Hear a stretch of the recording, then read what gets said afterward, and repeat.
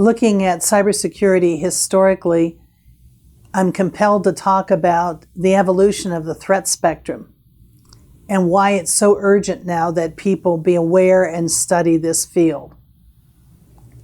When we started experiencing mischief online, we were looking at young kids who'd stay up all night hacking into, say, the grading system at their high school and changing grades.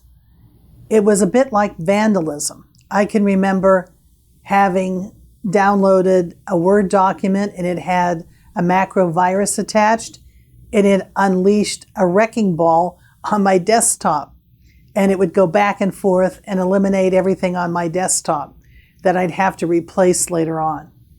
Now, I yearn for the good old days because we very quickly saw that organized crime began to find access to the internet and begin to squeeze out mischief makers to replace it with some serious efforts to compromise people's finances, steal money, extort folks.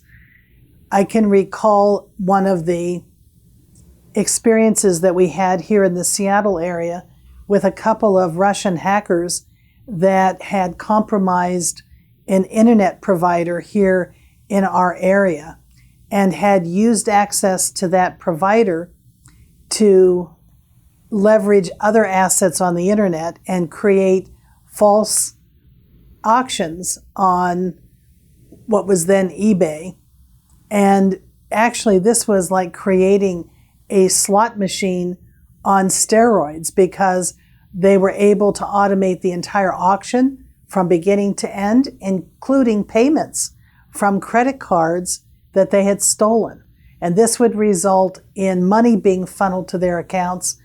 And in the space of about 9 months, they were able to take anywhere from $9 to $10 million. And it was estimated it might be upwards of that significantly from the financial institutions that were compromised in this complex attack. So criminals began to understand that it was a lot easier to rob banks online than it was to go through the front door of a bank with a gun and risk life and limb. And the crimes got increasingly more sophisticated, and we saw increasingly nefarious kinds of activity online.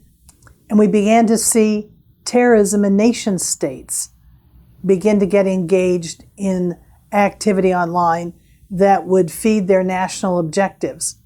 This took place over a period of about a decade, and as I said, gradually squeezed the mischief out of our concern, and we began to focus on the criminal element and the nation-state activity that was a problem.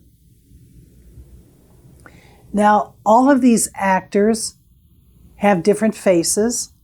The young kid that is hacking into a system, the criminal, a nation-state adversary, use similar approaches.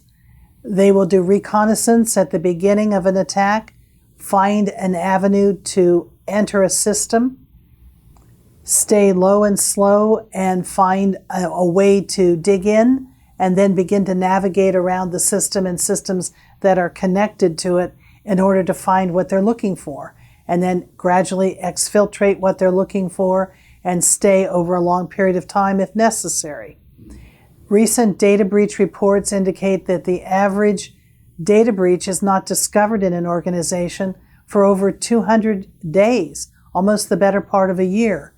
So adversaries today have been able to disguise themselves and go unnoticed and steal, take intellectual property, gather data at will.